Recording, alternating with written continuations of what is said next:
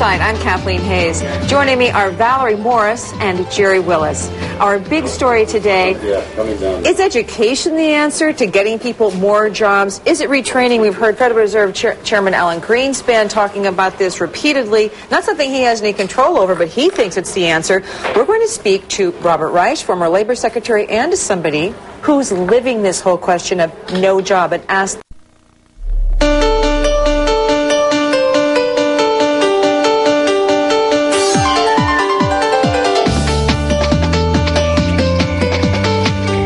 This is The Flip Side. I'm Kathleen Hayes. Joining me are Valerie Morris and Jerry Willis. Our big story today, is education the answer to getting people more jobs? Is it retraining? We've heard Federal Reserve Chairman Alan Greenspan talking about this repeatedly. Not something he has any control over, but he thinks it's the answer. We're going to speak to Robert Reich, former Labor Secretary, and somebody who's living this whole question of no job, and ask this in question. Retraining, will that do it? Retraining is said by a lot of people to be the answer, but the question is, number one, has that retraining been funded to the degree that it needs to? But also, a flip side of this is, what about the very skilled worker? The one for whom, how do they retrain to what? They're caught in this long unemployment cycle as well. You know, I have more questions than answers this morning. What do you need to be retrained to do? Because apparently it doesn't matter if you have a very skilled job, not a skilled job, manufacturing jobs, software programming jobs, all going overseas. It's a confusing thing. We're also going to be talking a lot about outsourcing today as well. It's a hot topic. Just about any time you talk about job breaking, we appreciate you hustling on over to the flip side and getting out there for our viewers. We'll be following this more, of course, on CNN today. Let's get on to our big story here, finding a solution to disappearing jobs. Federal Reserve Chairman Alan Greenspan testifying before the Senate Banking Committee this morning, but last week he told the Senate panel that U.S. workers must be better educated so they can find jobs in this economy. Is education the answer to disappearing jobs? Joining us now, Robert Reich, former Secretary of Labor under President Clinton, currently with the University of California at Berkeley, and Sona Shah, an unemployed computer programmer who's joining us here in our studio. And of course, we welcome you both to the program. Thank you. Sona, I would like to start with you because it is seldom in a way that we really get to speak to people who are living the stories we're talking about. And of course, we want to get to Robert Reich and get his big picture view on this. But tell us your story. What has happened to you? How long have you been unemployed? And do you think retraining is going to help? Okay, I don't think retraining has anything to do with it. I don't think education has anything to do with the kind of job losses that we're experiencing right now. This concept that Americans are not trained enough has been used to justify everything from visa abuse to outsourcing. It's absolutely about cheap labor. That's all it is. In reality, this country has some of the best universities. It has some of the best trained people. You asked me about my story. I'd actually like to tell you not only my story, but my younger brother's story. My little brother graduated from the top of his class at Yale University. President Bush actually handed him his diploma.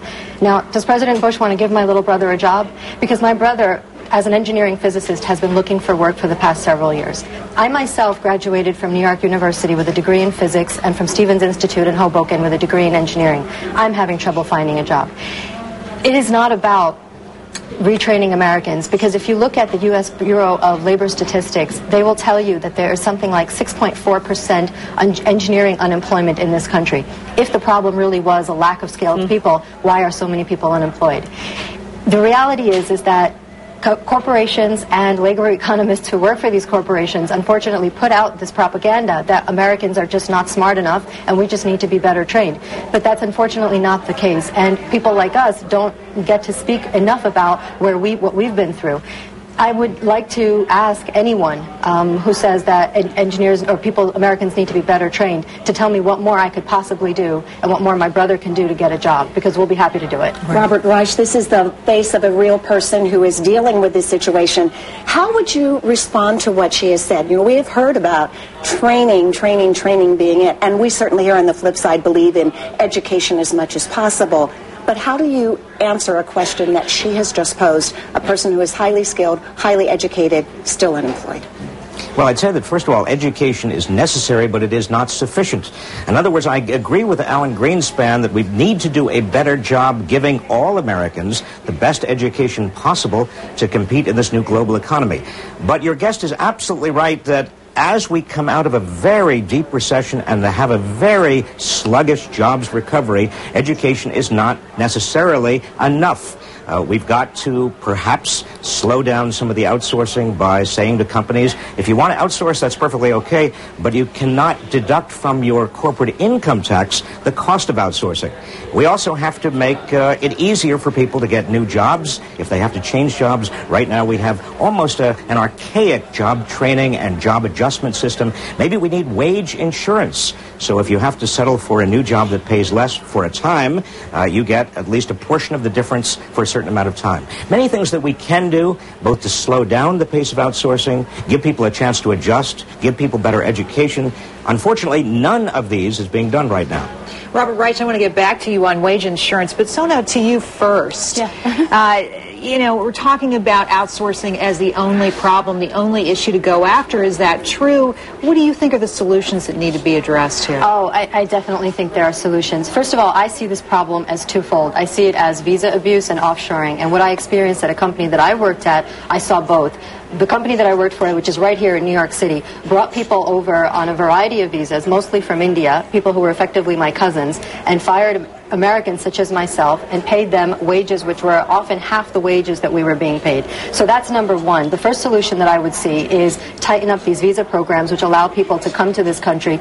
I don't want to see Indian people exploited. I'm an Indian American myself, and I don't want to see Americans like myself or my little brother not being able to work. So the first solution I would see is let's set a real prevailing wage, a real median wage, because right now the loopholes are so wide that companies can almost pay anything they want. So that's the first thing. As far as offshoring is concerned, which I think is a second part of this issue, and they go hand in hand, where offshoring is concerned, I think right now most people don't know that there is a 20% tax break that is given to companies if they offshore. Mm-hmm. We need to remove that tax break. Secondly, the companies that stay here, we should give them a sliding scale of tax incentives to stay here, because it's really not a global economy. It's really not. When you have a company like India or China that does not have the kind of requirements of work ethic or worker protection, health insurance, that sort of thing, this is not a level playing field.